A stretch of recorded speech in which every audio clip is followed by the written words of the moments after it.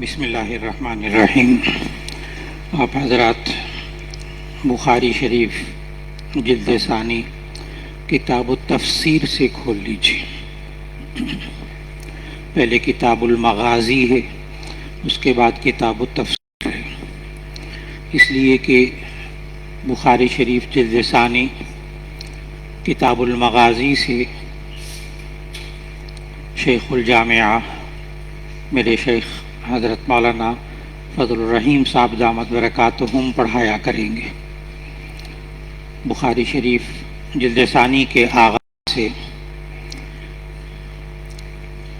حضرت مولانا فضل الرحیم صاحب دامت برکاتہم کتاب المغازی سے پڑھائیں گے، اور ہمارا سبق یہ کتاب التفسیر سے شروع ہوگا انشاءاللہ۔ جو میں کلمات کہتا جاؤں وہ آپ میرے ساتھ ساتھ وہ کلمات کہتے جائیے۔ بسم اللہ الرحمن الرحیم۔ رب یسر ولا تعسر وتمم لی بالخیر وبک نستعین یا فتاح رب شرح لی صدری ویسر لی امری واحلل عقدۃ من لسانی یفقہوا قولی رب زدنی علما لا حول ولا قوة الا باللہ العلی العظیم العزیز العلیم عدد کل حرف کتب ویکتب ابد العابدین ودہر الداہرین۔ بسم اللہ الرحمن الرحیم۔ کتاب التفسیر۔ الرحمن الرحیم اسمان من الرحمت الرحیم والراحم بمعنى واحد كالعليم والعالم۔ جزاک اللہ خیر۔ آپ حضرات یہ بات ذہن میں رکھیے گا کہ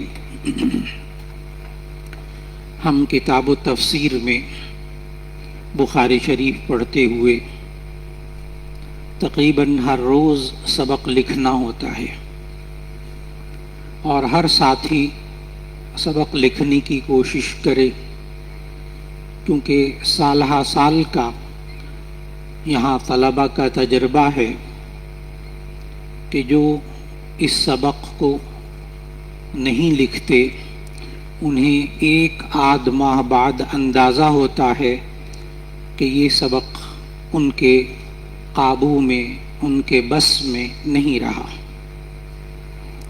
اس وقت بہت دیر ہو چکی ہوتی ہے۔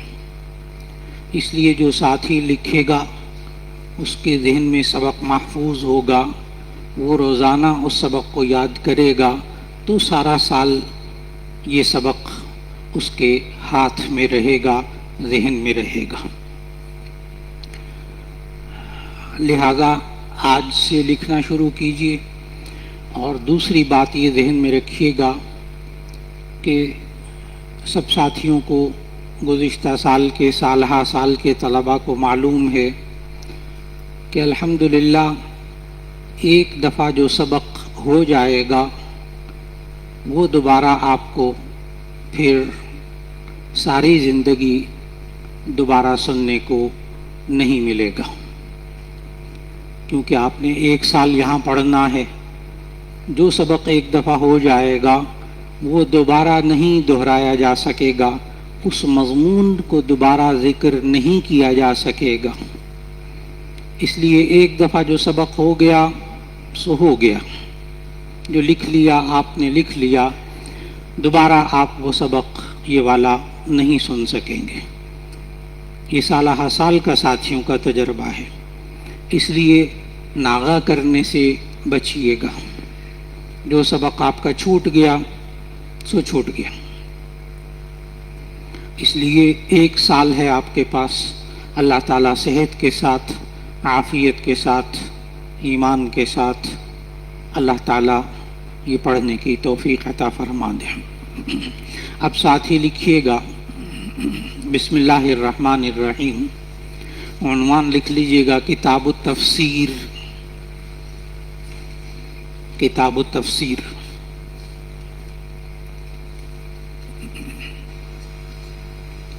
بخاری شریف جلد ثانی کتاب التفسیر.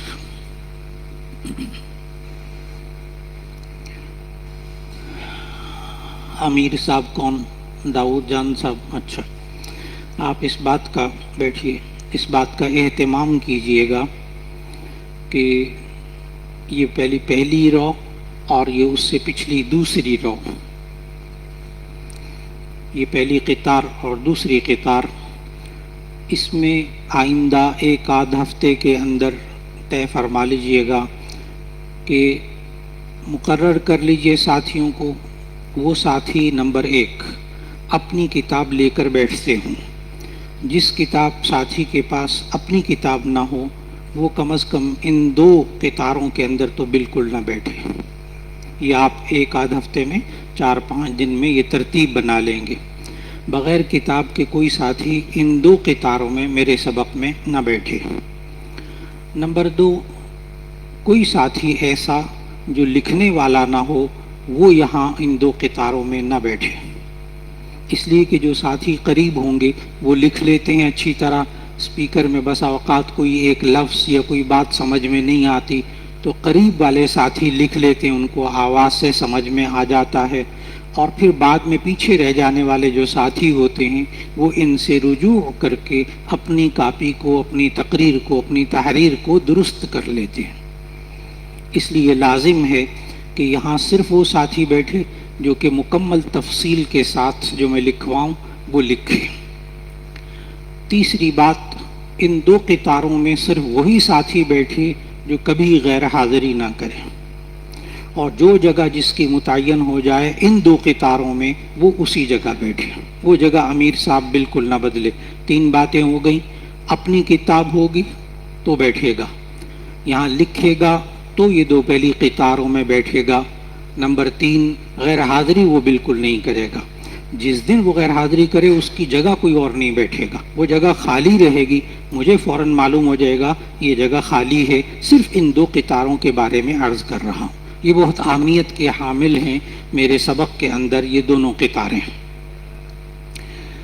لکھیے گا بخاری شریف جلد ثانی کتاب التفسیر. عنوان لکھیے گا کتاب التفسیر قائم کرنے کی کیا ضرورت ہے. کتاب التفسیر قائم کرنے کی کیا ضرورت ہے. اب آگے لکھیے. میں باقاعدہ لکھنا سکھاتا بھی ہوں. اب اگلی سطر سے لکھیں. اب اگلا پیرایا شروع ہو رہا ہے، اگلا پیراگراف آپ یوں لکھیں، یہ عنوان بنا، یہ یوں لکھنا ہے. یہ سبق کے اندر میں خود کرتا ہوں یہ بات، تو آپ نے کہنا مان کے اسی طرح لکھنے کی کوشش کرنی ہے. اس میں خاص حکمتیں ہوتی ہیں. اب اگلی سطر سے لکھیے. دراصل بخاری شریف کا اصل اور مکمل نام یہ ہے. بخاری شریف کا اصل اور مکمل نام یہ ہے الجامع. الجامع المسند. المسند الصحیح. الصحیح المختصر. المختصر الجامع مسند الصحیح المختصر. اعراب لگا لیجیے. الجامع المسند الصحیح المختصر من امور رسول اللہ صلی اللہ علیہ وسلم من امور رسول اللہ صلی اللہ علیہ وسلم وسننہ سنن وسننہ وایامہ وایامہ.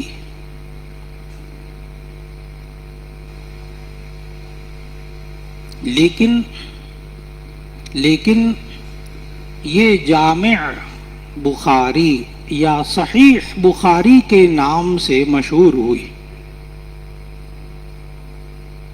لیکن یہ جامع بخاری یا صحیح بخاری کے نام سے مشہور ہوئی. اب اگلی سطر سے لکھیں.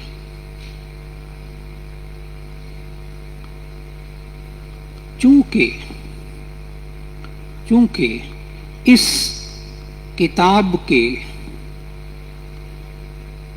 نام میں پہلا لفظ الجامع ہے. کیونکہ اس کتاب کے نام میں پہلا لفظ الجامع ہے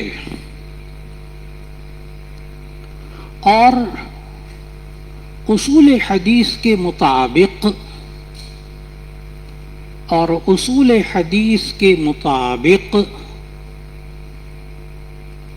جامع اس حدیث کی کتاب کو کہتے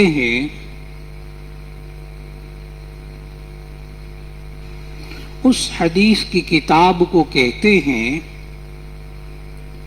جس میں 8 قسم کے موضوعات پر مشتمل احادیث ہوں.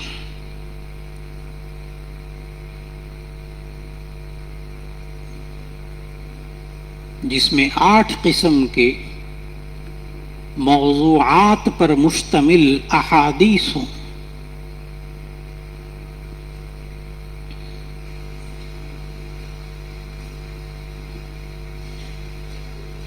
جسے شاعر نے ایک شعر میں جمع کیا ہے.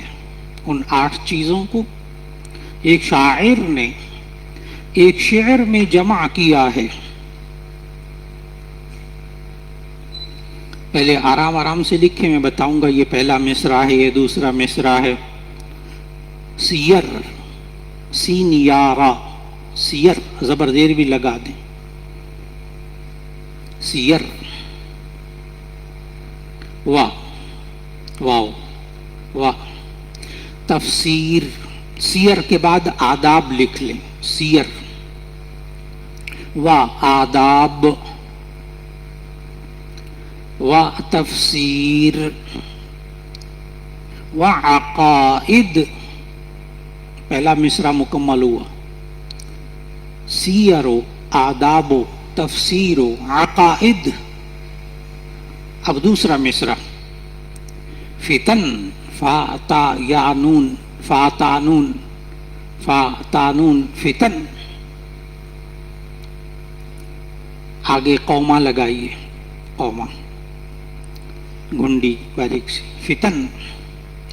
اشراط، الف شین را الف طا، اشراط. و احکام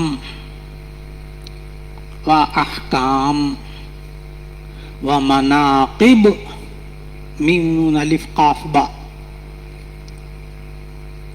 دوسرا مصرع مکمل ہوا.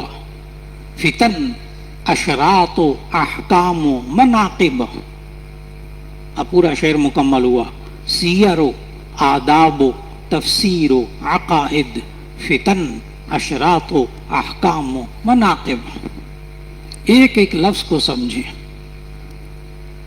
کہ جامع کس حدیث کی کتاب کو کہتے ہیں جس میں 8 قسم کے مضامین پر مشتمل احادیث ہوتی ہیں.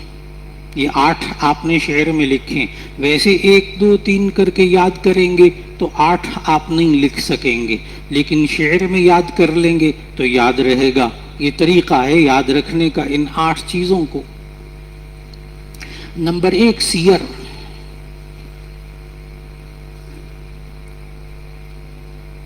یعنی وہ احادیث جن میں غزوات و سرایا کا ذکر ہو. غزوہ سمجھتے ہیں جس میں نبی صلی اللہ علیہ وسلم خود شریک ہوئے. سریہ، سرایا جس کی جمع آتی ہے، جو صحابہ کرام کی جماعت کو جہاد کے لیے بھیجا. سیر ان احادیث کو کہتے ہیں جن میں غزوات اور سرایا کا ذکر ہو.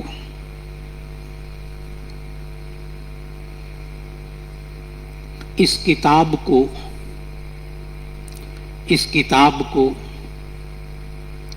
بعض کتب حدیث میں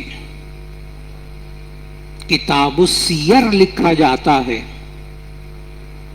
اس کتاب کو بعض کتب حدیث میں کتاب السیر یا ابواب السیر لکھا جاتا ہے.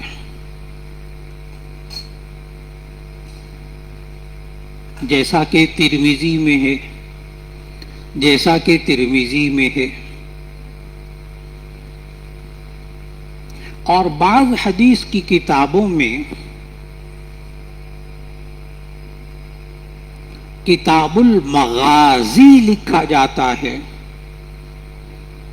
کتاب المغازی لکھا جاتا ہے جیسا کہ بخاری شریف جلد ثانی کے آغاز میں ہے.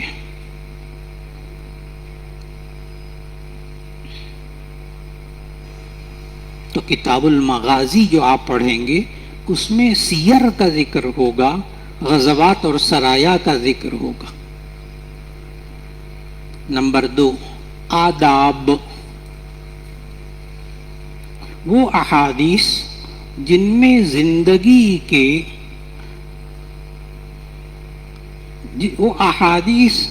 میں زندگی کے مختلف آداب بیان کیے گئے ہوں.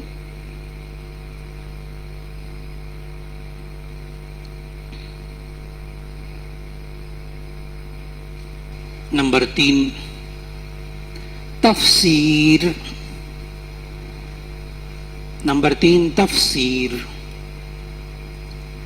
وہ احادیث جن میں قرآن مجید کی تشریح بیان کی گئی ہو.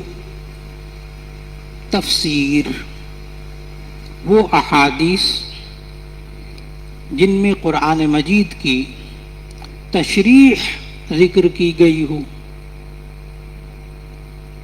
جیسے بخاری شریف میں کتاب التفسیر جس کا ہم آغاز کر رہے ہیں. جیسے بخاری شریف میں کتاب التفسیر جس کا ہم آغاز کر رہے ہیں. نمبر 4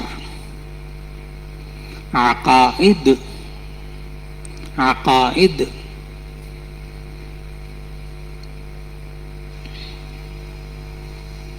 وہ احادیث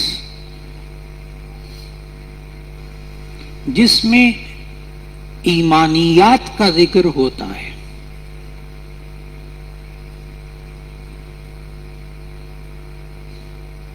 اس کے لیے عام طور پر کتاب الایمان کا باب قائم کیا جاتا ہے. کتاب الایمان کا عنوان قائم کیا جاتا ہے. کہیں آپ کے ذہن میں یہ نہ آ جائے کہ جی بخاری شریف میں تو کتاب العقائد ہی نہیں ہے، ترمذی میں بھی کتاب العقائد نہیں ہے. نہیں، اس کے لیے کتاب الایمان، اس میں عقائد کا ذکر ہوتا ہے. 4 باتیں ہو گئی. نمبر 5 فتن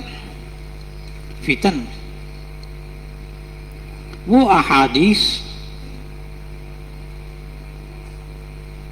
جن میں مختلف فتنوں کا ذکر ہو. کتاب الفتن، ابواب الفتن، جس میں فتنوں کا ذکر ہو. نمبر 5 فتن. نمبر 5 فتن. نمبر 6 اشراط. نمبر 6 اشراط. الف شین را الف تو، اس کو اشراط نہیں پڑھنا، زبر زیریں لگا لیں. اشراط وہ احادیث جن میں علامات قیامت کا ذکر ہوتا ہے. اشراط وہ احادیث جن میں علامات قیامت کا ذکر ہوتا ہے. نمبر 7 احکام. نمبر 7 احکام، حکم کی جمع. وہ احادیث جن میں مختلف احکام کا ذکر ہوتا ہے، مختلف باتوں کے بارے میں حکم دیا جاتا ہے، جن میں احکام کا ذکر ہوتا ہے. احکام حکم کی جمع. نمبر 8 مناقب وہ احادیث جن میں خوبیاں بیان کی جاتی ہیں، صفات بیان کی جاتی ہیں. ابواب المناقب. ابواب المناقب جس میں نبی صلی اللہ علیہ وسلم کے مناقب بیان کیے جاتے ہیں، خلفائے راشدین کے مناقب بیان کیے جاتے ہیں، اہل بیت کے مناقب بیان کیے جاتے ہیں. باب مناقب علی رضی اللہ تعالی عنہ، باب مناقب فاطمہ رضی، باب مناقب عائشہ رضی اللہ عنہ. مناقب جس میں خوبیاں، صفات بیان ہوتی ہیں. اب آگے لکھیے. لہذا حدیث کی وہ کتاب، لہذا حدیث کی وہ کتاب جس میں ان 8 قسم کے مضامین پر مشتمل احادیث ہوں، جن میں ان 8 قسم کے احادیث پر مشتمل ابواب ہوں، اسے جامع کہا جاتا ہے. اسے جامع کہا جاتا ہے.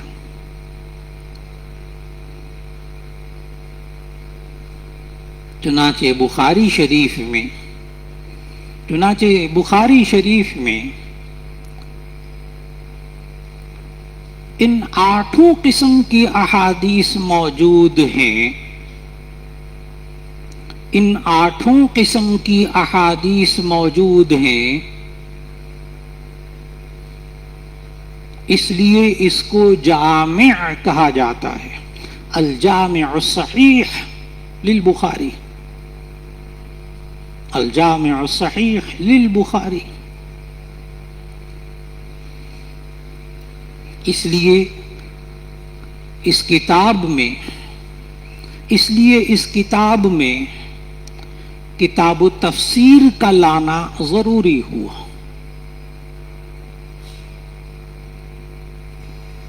اب آپ کو سوال کا جواب اچھی طرح سمجھ میں آ گیا.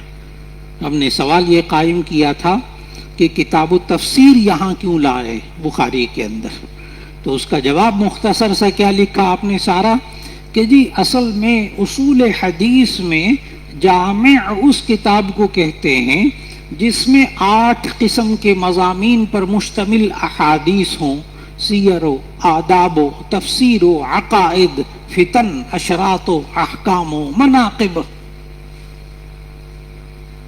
لہذا کتاب التفسیر کو لانا پڑا، کیونکہ اس کے بغیر کوئی کتاب حدیث کی جامع نہیں کہلائے گی.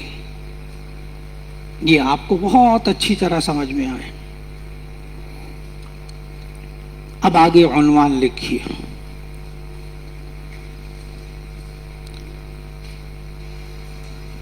تفسیر کا لغوی معنی. تفسیر کا لغوی معنی. تفسیر یہ باب تفعیل کا مصدر ہے. تفسیر یہ باب تفعیل کا مصدر ہے. فسر یفسر تفسیرا، فسر یفسر تفسیرا.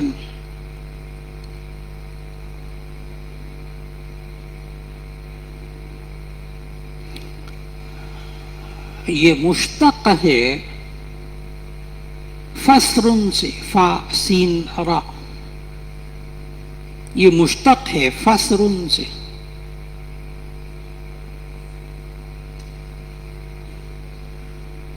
اس کا لغوی معنی ہے کھولنا. فسر کا معنی کھولنا.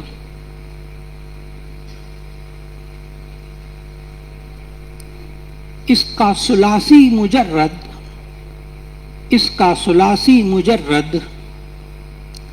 فسر یفسر فسرا، یعنی باب ضرب یضرب سے آتا ہے. فسر یفسر فسرا باب ضرب یضرب سے آتا ہے. اور فسر کا لغوی معنی یہ بھی ہے کہ کسی مخفی چیز کو ظاہر کرنا. مخفی پوشیدہ، کسی مخفی چیز کو ظاہر کرنا.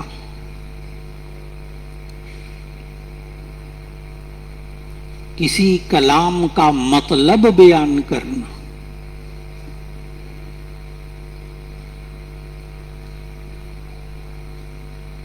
کسی کلام کا مطلب ظاہر کرنا.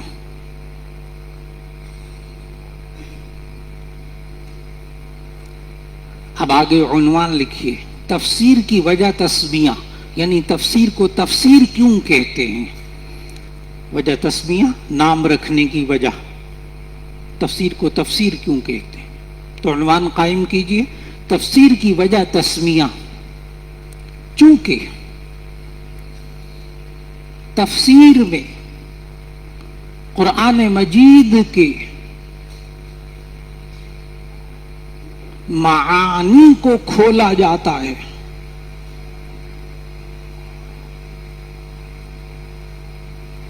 مخفی معانی کو ظاہر کیا جاتا ہے.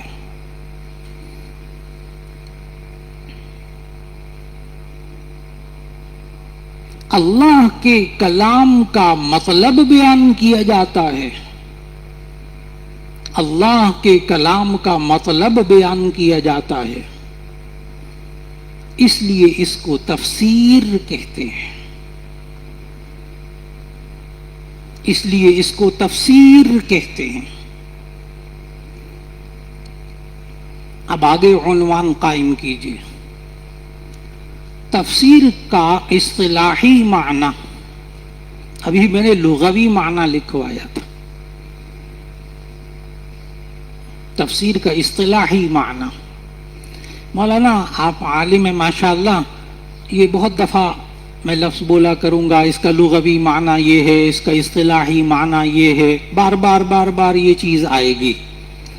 تو آج اس کو سمجھ لو، پھر دوبارہ شاید ذکر نہ کر سکوں کہ لغوی معنی کیا ہوتا ہے، اصطلاحی معنی کیا ہوتا ہے. یہ اس کی لغوی تعریف ہے، یہ اس کی اصطلاحی تعریف ہے. لغوی معنی کیا ہوتا ہے، اصطلاحی معنی کیا ہوتا ہے.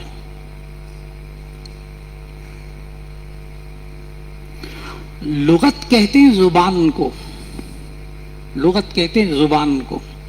بعض باتیں ایسی ہوتی ہیں جو میں کہہ رہا ہوتا ہوں، یہ نہیں کہتا کہ آپ لکھو، لیکن آپ کو سمجھ میں آئے کہ جی یہ اہم بات ہے لکھنی چاہیے تو آپ لکھ لیجئے، اور جس کو لکھوانا ضروری ہوتا ہے وہاں میں کہہ دیتا ہوں لکھیے، بار بار کہتا ہوں لکھیے۔ اور جو بول رہا ہوں جسے اب لغوی معنی اصطلاحی معنی کس کو کہتے ہیں یہ بھی ضرور لکھ لیں اپنے شاگردوں کو بیان کرنے کے لیے۔ 1 سال بعد آپ کو اس کی ضرورت پیش آئے گی جب آپ پڑھائیں گے کہ نحو کا لغوی معنی یہ ہے، اصطلاحی معنی یہ ہے، صرف کا لغوی معنی یہ ہے، اصطلاحی معنی یہ ہے، تو آئندہ سال آپ اس کو ضرورت پیش آئے گی آپ کو۔ تو لغوی معنی کیا ہوتا ہے، اصطلاحی معنی کیا ہوتا ہے؟ لغت کہتے ہیں زبان کو، لغت کہتے ہیں زبان کو، اللغت العربیہ، عربی زبان۔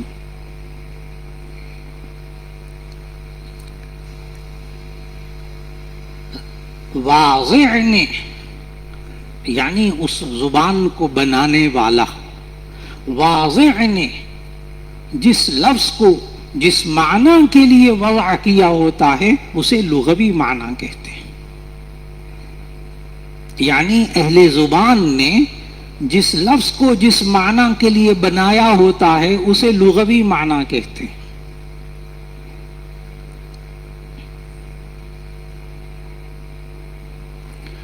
اور اصطلاحی معنی کہتے ہیں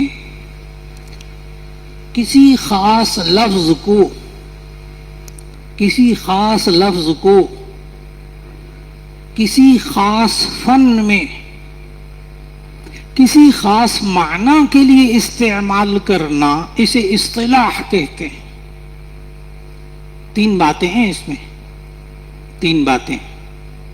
نمبر 1، کسی خاص لفظ کو کسی خاص فن میں کسی خاص معنی کے لیے استعمال کرنا، اسے اصطلاح کہتے ہیں۔ یہ بار بار آئے گا، اور جو لوگ لغوی معنی میں اور اصطلاحی معنی میں فرق نہیں کرتے وہ گمراہی میں پڑ جاتے ہیں۔ چھوٹا موٹا کام نہیں ہے مولانا۔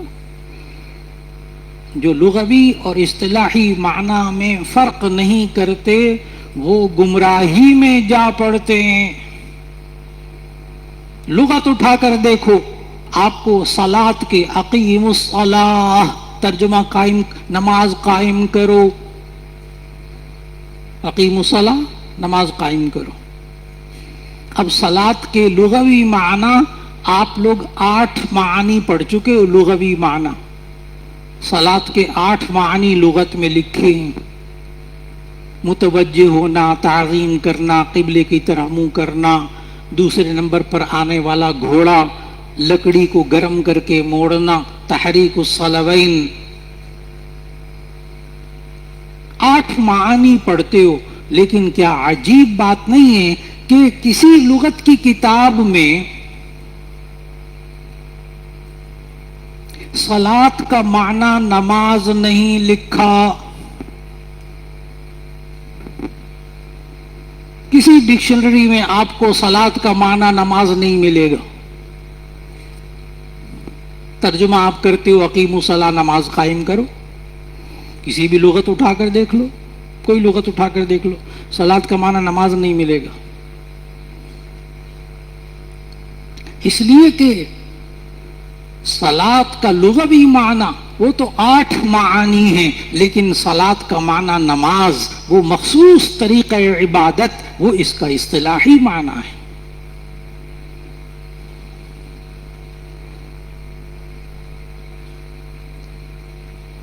اسی لیے بعض لوگ گمراہ ہو جاتے ہیں کہ جناب یہ جو آپ بیان کر رہے ہیں یہ حدیث ہے یا سنت ہے؟ یہ حدیث ہے یا سنت ہے؟ یہ منکرین حدیث کا مخصوص دعو ہے علماء کو پھنسانے کے لیے۔ حدیث یہ آپ جو بیان کر رہے ہیں یہ حدیث ہے یا سنت ہے؟ اس لیے کہ وہ کہے گا کہ حدیث کا معنی ہے بات، کلام، اور سنت کا معنی ہے طریقہ. تو جو نبی صلی اللہ علیہ وسلم نے بات کہی ہوگی وہ کیا کہلائے گی؟ حدیث، بات. اور جو نبی صلی اللہ علیہ وسلم نے کیا ہوگا وہ کیا کہلائے گی؟ سنت. اب وہ آپ سے سوال کریں گے مولانا یہ جو آپ بیان کر رہے ہیں یہ حدیث ہے کہ سنت ہے؟ آپ کو زور سے چکر آئے گا، اس لیے کہ وہ سوال کرنے والا منکر حدیث لغوی معنی اور اصطلاحی معنی میں فرق نہیں کر رہا. حدیث کا لغوی معنی بات، کلام، سنت لغوی معنی طریقہ. لیکن جب آپ حدیث پڑھ کر آئے، اصول حدیث پڑھ کر آئے، مشکات پڑھ کر آئے، وہاں آپ کو حدیث اور سنت کی تعریف استاد صاحب نے یہ بتائی تھی، وہ اقوال النبی صلی اللہ علیہ وسلم وافعالہ وتقریراتہ. حدیث کی تعریف وہ اقوال النبی صلی اللہ، سنت کی تعریف بھی آپ نے اصول فقہ میں یہی پڑھی، اصول شاشی میں پڑھ کر آئے. سنت کی تعریف وہ اقوال النبی صلی اللہ علیہ وسلم وافعالہ وتقریراتہ. تو آپ کو معلوم ہوا کہ نبی صلی اللہ علیہ وسلم نے جو کہا وہ بھی حدیث ہے، جو کیا وہ بھی حدیث ہے، جو کہا وہ بھی سنت ہے، جو کیا وہ بھی سنت ہے. کس معنی کے اعتبار سے؟ اصطلاحی معنی کے اعتبار سے. اس لیے میں نے جملہ عرض کیا کہ جو کوئی لغوی معنی میں، اصطلاحی معنی میں فرق نہیں کرتا وہ گمراہی میں جا پڑتا ہے. جو سخت لفظ بولا تھا وہ اس لیے بولا تھا. اس لیے آپ کو تفسیر کے بھی لغوی معنی اور اصطلاحی معنی میں فرق کرنا ہوگا.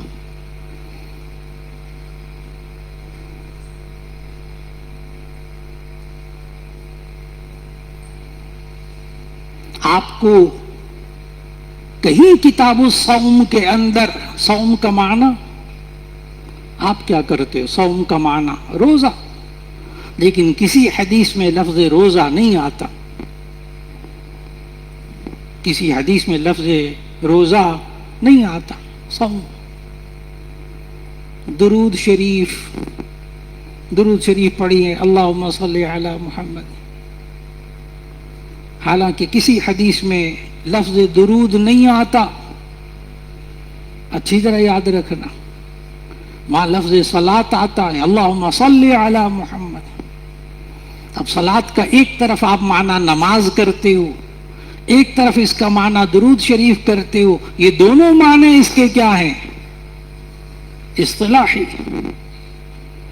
ورنہ صلاۃ کے وہ 8 معانی ہیں، وہاں درود بھی کسی کتاب میں نہیں لکھا ہوا ملے گا، کیونکہ درود صلاۃ کا لغوی معنی نہیں ہے بلکہ کیا ہے؟ اصطلاحی معنی ہے. فرق کرو مولانا لغوی معنی میں، اصطلاحی معنی میں.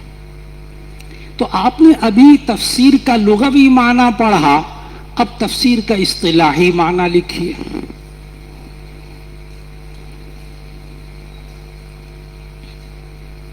تفسیر کی اصطلاحی تعریف نمبر ایک علامہ زرکشی، زا را کاف کتاب والا شین یا، علامہ زرکشی رحمہ اللہ نے اپنی کتاب البرہان با راہا الف نون، اپنی کتاب البرہان جلد نمبر 1 صفحہ نمبر 13 میں یہ تعریف لکھی ہے کہ، جلد نمبر 1 صفحہ نمبر 13 میں یہ تعریف لکھی ہے کہ، آرام سے لکھیے، پہلے عربی میں لکھیں پھر اردو میں اس کا ترجمہ بھی لکھیے گا. علم التفسیر هو علم يعرف به فہم فاہمیم فہم کتاب اللہ فہم کتاب اللہ المنزل علی نبیہ محمد صلی اللہ علیہ وسلم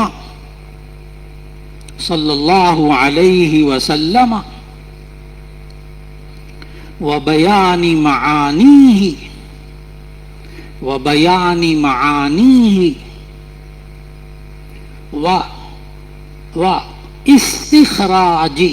استخراج استنباط واستخراج احکامہ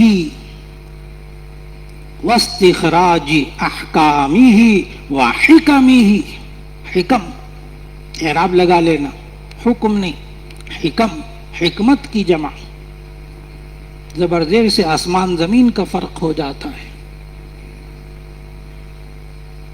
وحکمہ، اب اعراب غور سے لگا لو، اعراب بالکل ٹھیک لگا لو تاکہ یاد بھی بالکل ٹھیک ہو جائے. علامہ زرکشی رحمہ اللہ نے البرہان میں اصطلاحی تعریف تفسیر کی یہ لکھی ہے، ہوا علم یعرف به فہم کتاب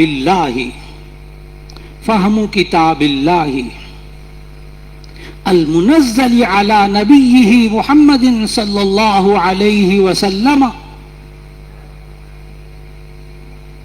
وبیان معانیہ واستخراج احکامہ وحکمہ. یعنی تفسیر وہ علم ہے جس سے قرآن حکیم کا فہم حاصل ہو، جس سے قرآن مجید سمجھا جائے، جس سے قرآن حکیم کا فہم حاصل ہو.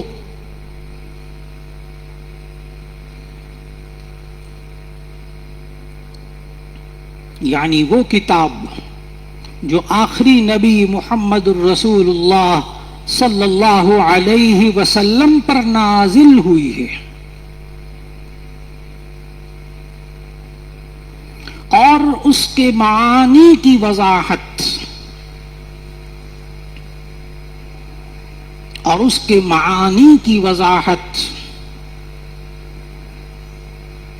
اور اس کے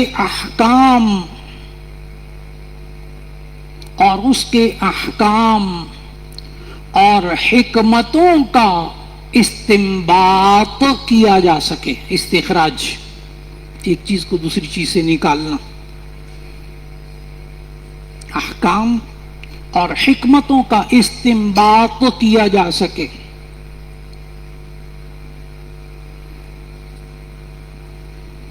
تعریف نمبر 2، تفسیر کی اصطلاحی تعریف نمبر 2.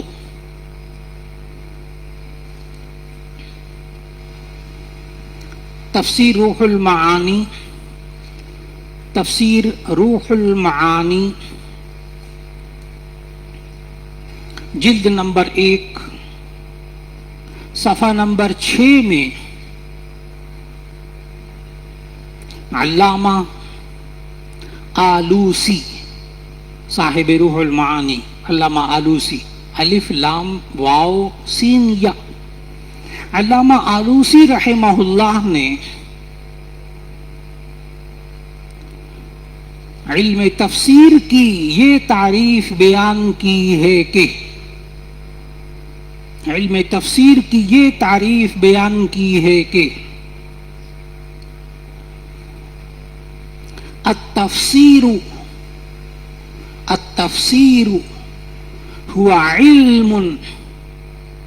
التفسیر هو علم يبحث فيه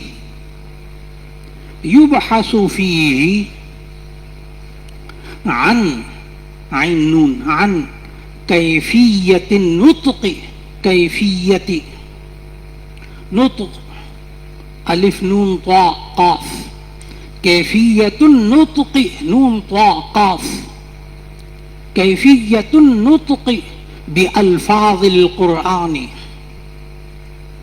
بألفاظ القرآن ومدلولاتها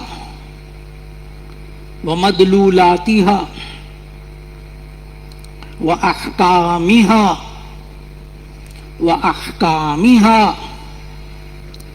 الإفرادية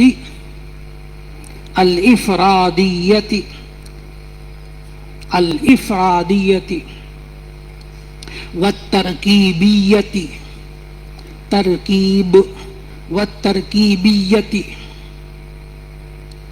معانيها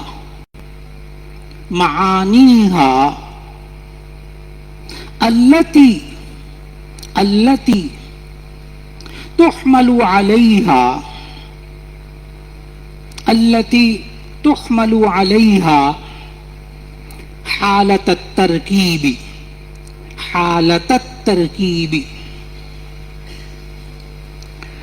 وقت مکمل ہوا چاہتا ہے. یہ تعریف اور اس کا مفہوم اور اس کے بارے میں باتیں پھر آئندہ سبق میں انشاءاللہ مزید ہو سکیں گی. والسلام علیکم ورحمۃ اللہ وبرکاتہ.